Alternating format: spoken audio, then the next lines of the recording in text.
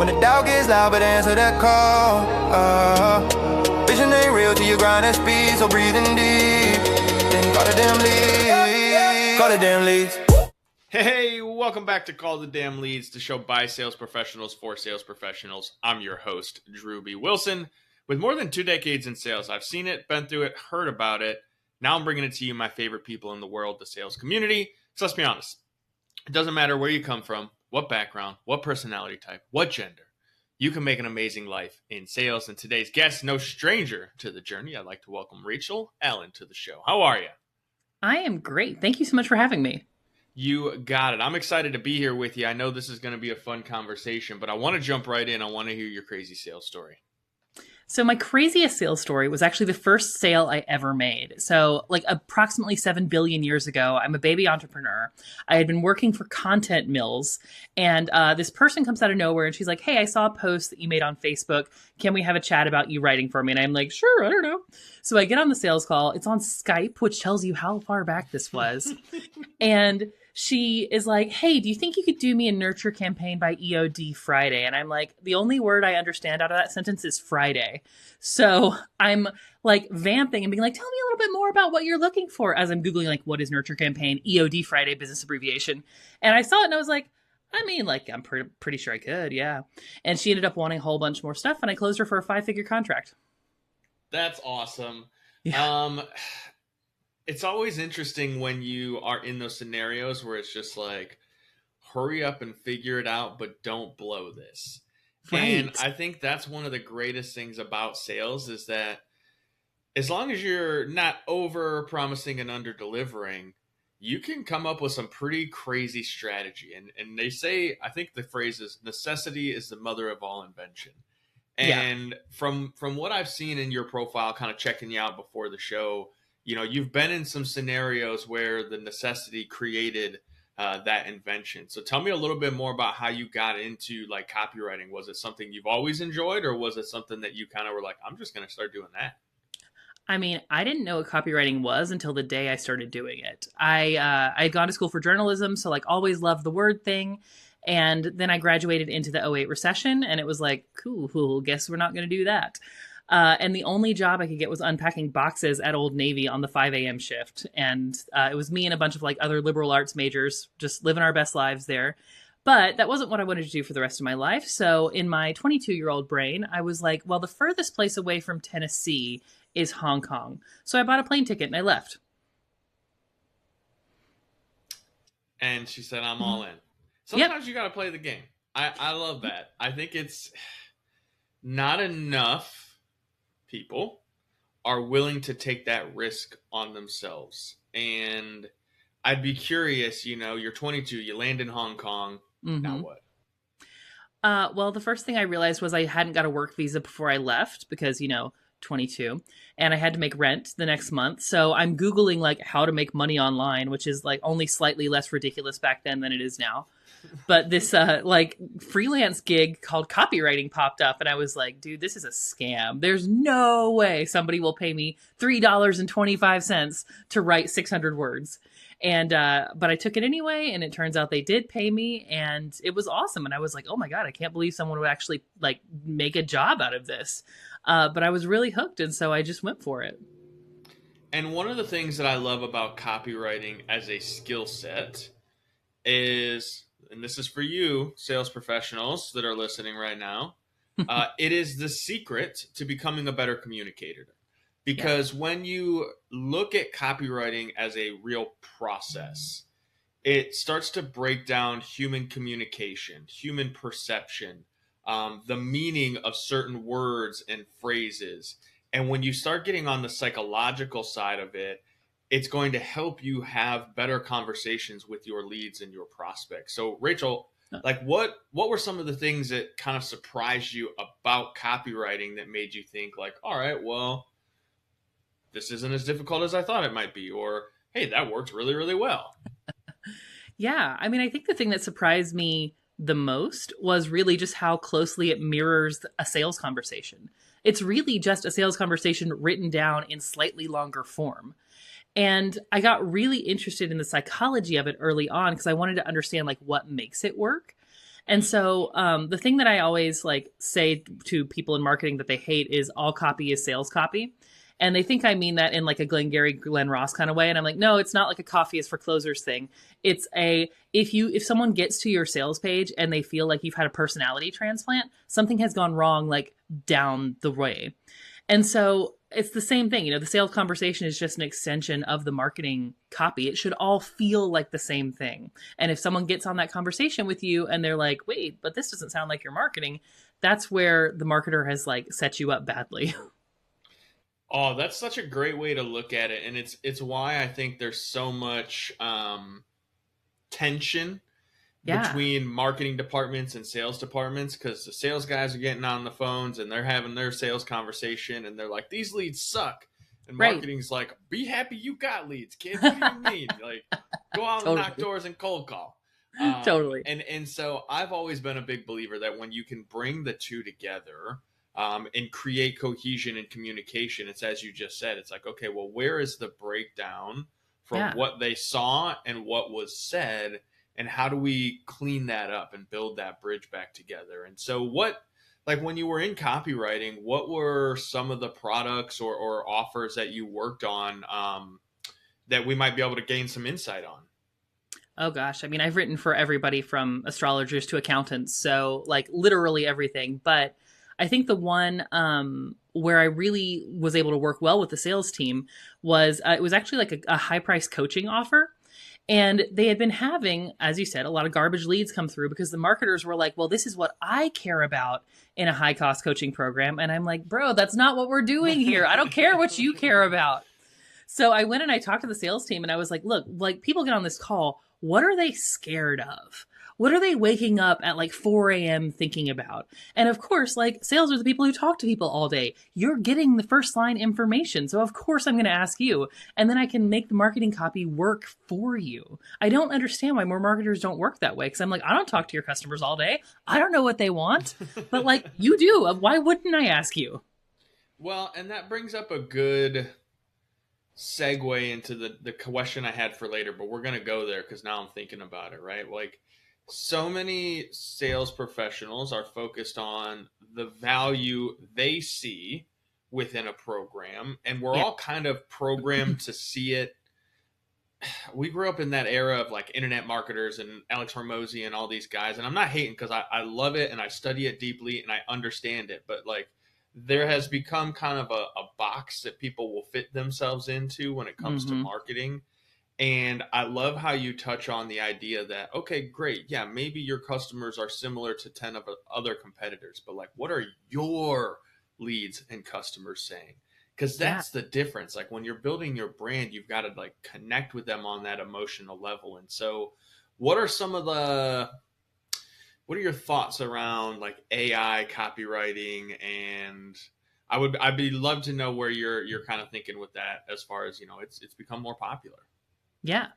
I mean, and it's popular for a reason, right? It's fast. It is not 100% ineffective, but it's not super great either. So what I'm seeing is that it's replacing a lot of people who were kind of sort of good at their jobs, but not super great. And it's really making a distinction between the people who are excellent at what they do and the people who like were just kind of okay at it. So I don't use it a whole lot in my own marketing, mostly because I'm still just faster. Like I'll do the writing myself, but like I'll use it for research or I'll use it for thought partnership or something like that. Or I'll have clients specifically request that I use their LLM. And I'm like, that's fine. I can manage your human intern. I can manage your robot intern. I don't care. It gives me a first draft and I hate it anyway, So I'm happy to edit both of those things. I think that's the key though, right? I think AI is a fantastic tool to shorten the timeline for delivery on a lot of these things because it can create a good framework and a foundation for you. And also, there's an element of human communication that's still necessary because there's certain words or phrases that people just don't typically use, and the structure of certain sentences. And that's really when you can start to notice. Because, and I'll be honest, I use AI. I think it's a fantastic tool. We put out hundreds of pieces of content every week. And so to have someone to do copywriting for that much would be outlandish. Insane. Yeah. It would be outlandish. No offense to all you copywriters that make great money being that person. Like, kudos. However, it can shortcut it, but you still have to edit it. You still have to add that human Yeah. element. You have to add your brand and style and tonality. And I don't care how much you trained it with all of your posts and all, it still has certain parameters that it works within it. So what I would love to know from you, Rachel, with your expertise, what are the top 3 things we need to be thinking about when it comes to writing copy? So the first thing is always, what do you want this to do? And I mean really specifically. So people are like, I want more leads. Okay, cool. How many? For what? Why? Where do you want them at? What stage do you want them at? What do they care about? You know, like really, really specific. Because I think people think that they know their strategy, but it's sort of a vibe. And like vibes do not translate into business strategy. So I'm like, no, tell me exactly what you want, because then we can reverse engineer for that. The second thing is to remember that nobody cares about you. And it's so easy to get into that mindset of like, but like, I love this product and I love the way that it works. And like, it's changed my life, or I've seen it do all these things. But like, nobody else knows that because they don't live in your head. And so if you come out and try to be like, but this is why it's great from my perspective, I don't care. Unless we're friends, don't care. Don't tell me about that. Tell me why I care about it. And then I think the third thing is what is just to really think about who you're talking to and approach them accordingly. So if you're doing more like volume sales at a lower price, sure, you can do more of an automated thing. But anything high touch right now or high cost right now, it's only like non-scalable, high touch, human to human, like, hey, can we meet for a coffee type meetings that are working. Yeah, and that's a really important part for everyone listening to understand right now, is that there's a good potential that you're going after your audience in the wrong fashion. Yeah. Because communication has changed, and to generate the level of trust necessary for those higher cost products, services, the bigger decisions, so many people know about AI and shortcutting the process, and yet a lot of people have no idea. So you have to be very, very particular in what are you saying to who and why, and what is the ultimate end goal and process. So I love the way that you laid that out, Rachel, because it's literally the same thing as a sales conversation, is like communicate, get the info, lay out the plan, and then make it happen. And so what I'd be, you know, a lot of people are out there creating content and they're building social media, and you know they're starting to build their brand, which I think is a big part of this as a sales professional, but they're not seeing a ton of engagement on their content. Why do you think that is? Oh, this is my favorite question, because I think that I might have been the first person to figure this out. I don't know. I'll be bold and say it on the internet. This is me. Yeah, let's go. So I got really interested in why sales cycles have lengthened significantly in the past 18 months or so. Because, you know, we go through periods, they go in and out, and we're in a really long cycle right now. And what I realized is that people have lost so much trust in any sort of broadcast like type content. And the way they're making their sales decisions is they're talking to their friends. So it's the conversations happening in Voxer chats, in signal loops, in like emails, especially again for the higher cost offers. Because the very first thing I do, if it's a low cost thing, I type it in and I'm like, is it good, Reddit? And then I go see what Reddit says. And if it's a higher cost thing, I text my friends and I'm like, hey, is this person legit? And so when people come to me and they're like kind of whining about how their marketing isn't working, I'm like, look, here's the hard truth. If people aren't buying your thing, it's because their friends don't like you. And that's what you need to work on. Ooh, dang. You know, I think you're onto something there. I think especially right now with the algorithm, the way that it's working on social media, and this is not all of them, but most of them I think are moving to this, is it's very much about, hey, what are all your friends into that we can show you that you might also be into? Totally. They're trying to create all these like data point connections of like, what are the common interests among the audience of people? And so I think you're right on track with the fact that like they want to know if Susie likes horses, let's show Rachel a whole bunch of different horse related stuff and see what she does with it. And then you click on something else, and it's so wild when you get behind the curtain and see the wizard of like the algorithm. And this is why copywriting is so important, right? Because it's the message. It's the thing that's how am I getting other people to actually in thinking about the content. And here's what's cool is they don't even have to click on it or engage with it anymore. If they Right. screenshot it and send it to somebody, if they sit and watch it for a certain period of time, it's really starting to increase the amount of exposure you're getting there. So I love that take. But you mentioned email. So some people say email marketing is dead. Some people say they're making a bajillion dollars a month doing cold emails. Yeah. The rest of us are somewhere in the middle. What are your thoughts on email right now? I mean, I've heard people have told me email marketing is dead since 2012, and somehow mine just keeps on working. So, I mean, I'm averaging 65% open rates for myself and my clients pretty reliably. And my take on it is people aren't like over the medium of email. We don't hate the fact that someone can communicate with us that way. We're just really over being treated badly by email marketers. Because, like, I don't know, every time I subscribe to one thing, I get put on like 15 other lists, you know, and nobody wants that. And we're all just so over being treated like data points here. So what I find is that very intentional, high touch email marketing is working great. Or if you can make it really weird. So a friend of mine just did a phenomenally successful campaign where it was an email marketing campaign that was somehow part murder mystery scavenger hunt. And people were like, send me those emails. Like they could not wait to open them. Well, I think there's a lot to be said, though, about creating curiosity.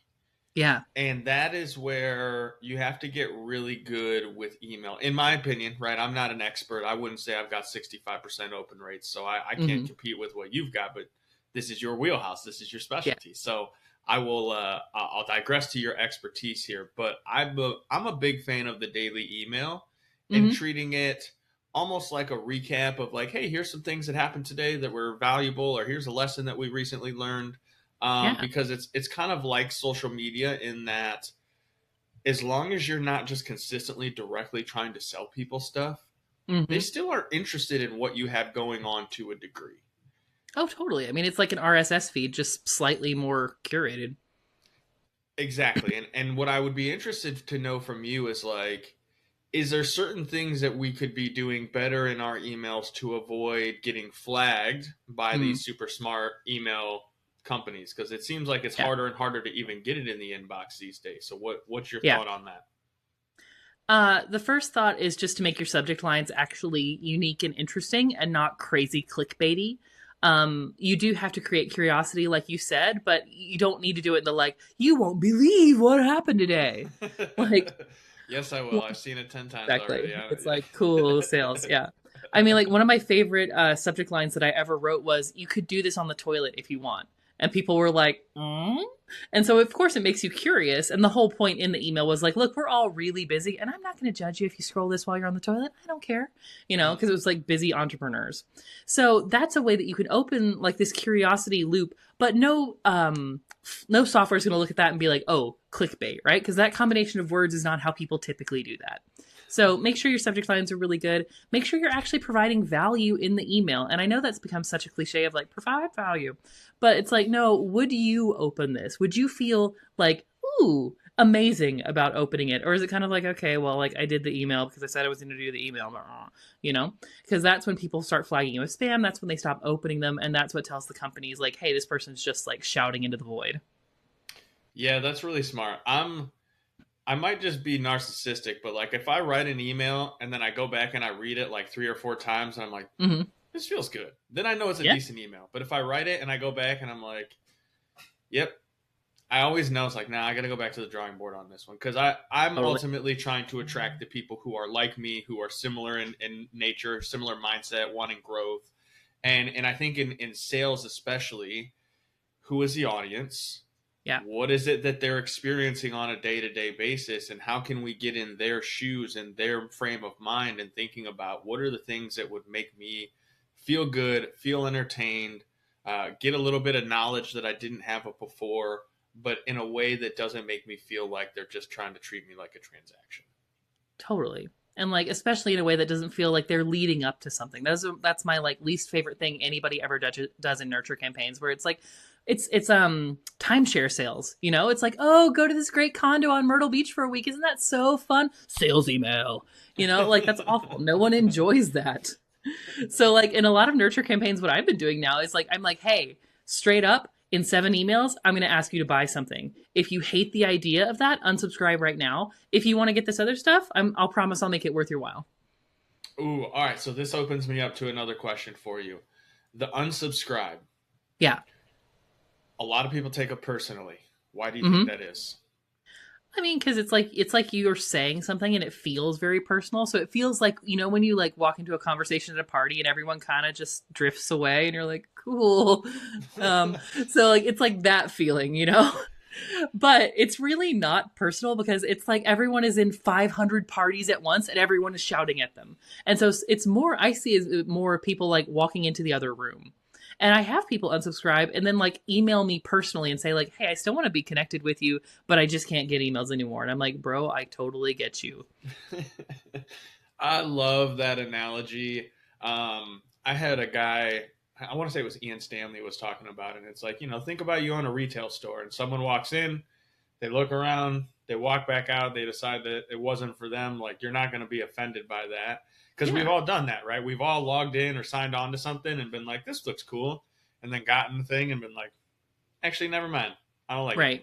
And we've all unsubscribed. So I have to remind myself, because I'm one of those guys that like, you know, I put time and energy and heart into the emails and the content. When people unsubscribe, it's hard not to take it a little personally. However, it also leans in on you don't have to do business with everyone.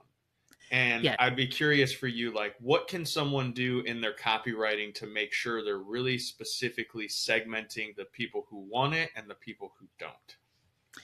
You need to make it as human, as weird, and as specific as possible. So you want people to have a really strong reaction. The worst thing that can happen is someone looks at it and they're like, I mean, okay. You want people to be like, I love this, or like, oh, absolutely not. This is not my person.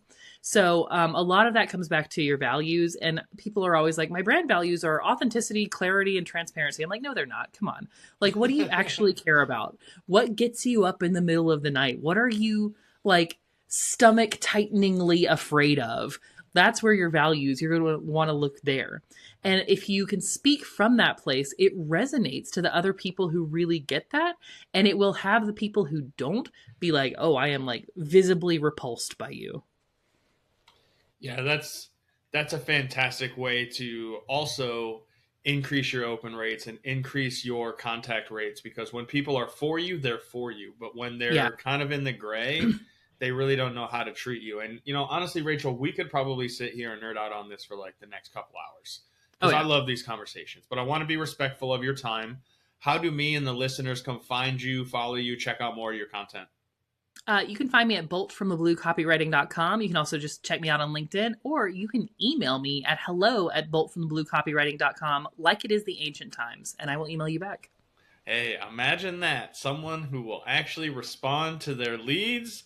Yep. I knew I liked you, Rachel.